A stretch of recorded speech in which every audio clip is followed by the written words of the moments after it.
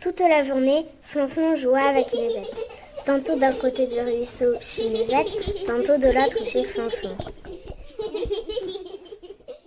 Quand je serai grand, je me marierai avec Musette, disait Flonflon. Et Musette ajoutait. Quand je serai grande, c'est Flonflon qui sera mon mari. Mais un soir, en lisant son journal, le papa de Flonflon dit « Mauvaise nouvelle, la guerre va bientôt arriver. » Le lendemain, la guerre était là. On ne la voyait pas encore. Pourtant, le papa dit « Au revoir, ma femme chérie. Au revoir, mon petit Flonflon. Je reviendrai bientôt. » Il les serra contre son cœur, puis il partit à la guerre.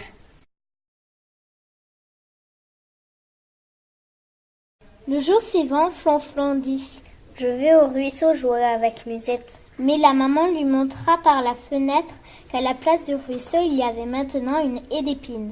« C'est pour que personne ne puisse venir chez nous, » expliqua la maman. « Même pas Musette ?» demanda Flonflon.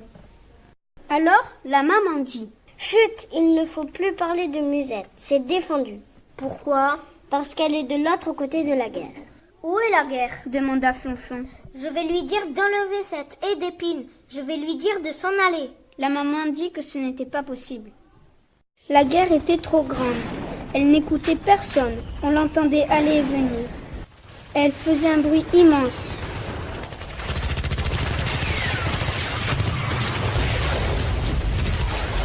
Elle allumait de grands feux. Elle cassait tout. Cela dura si longtemps qu'on pensait que c'était pour toujours. Mais enfin, tout d'un coup, on ne l'entendit plus. Au lieu de son bruit, il y eut un grand silence. Ce jour-là, le papa revint. Il avait l'air fatigué. Il dit « Voilà, la guerre est finie. » Mais Flonflon voyait bien que la haie d'épines était toujours là. Il dit « Ce n'est pas vrai, la guerre n'est pas morte. Pourquoi tu ne l'as pas tuée ?» Le papa soupira. « La guerre ne meurt jamais, mon petit Flonflon. Elle s'endort seulement de temps en temps. Et quand elle dort, il faut faire attention de ne pas la réveiller. » Alors Flonflon sortit dans le pré, là où il avait joué avec Musette avant la guerre. Il marcha le long de la haie, et tout à coup, il entendit Musette qui l'appelait. « Eh oh, Flonflon, où es-tu » Elle avait fait un petit trou dans la haie d'épines et traversé le ruisseau.